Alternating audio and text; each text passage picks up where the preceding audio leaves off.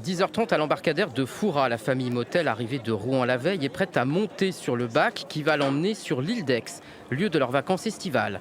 Des congés attendus avec impatience, c'est même le premier été pour Pierre, le petit dernier de la famille né début mars.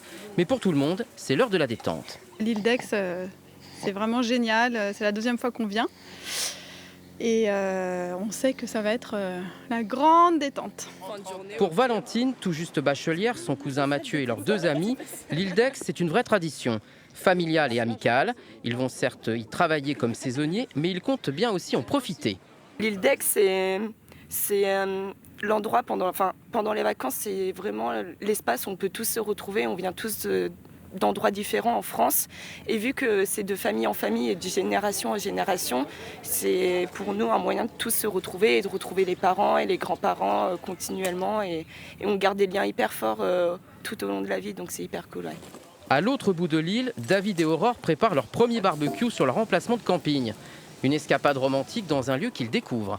On est arrivé hier soir, on a pris le bac à 23h. Et donc on est arrivé sur l'île d'Aix en pleine nuit. Donc du coup il a fallu monter la tente à la lampe torche. Donc on a choisi cet emplacement au hasard et du coup on a vu sur le phare, sur la mer. C'était une belle surprise ce matin. Voilà. On est là pour quelques jours en amoureux. Un camping presque pour eux, mais de nombreuses arrivées sont prévues dans la soirée et notamment une centaine de personnes d'un club d'aviron de La Rochelle.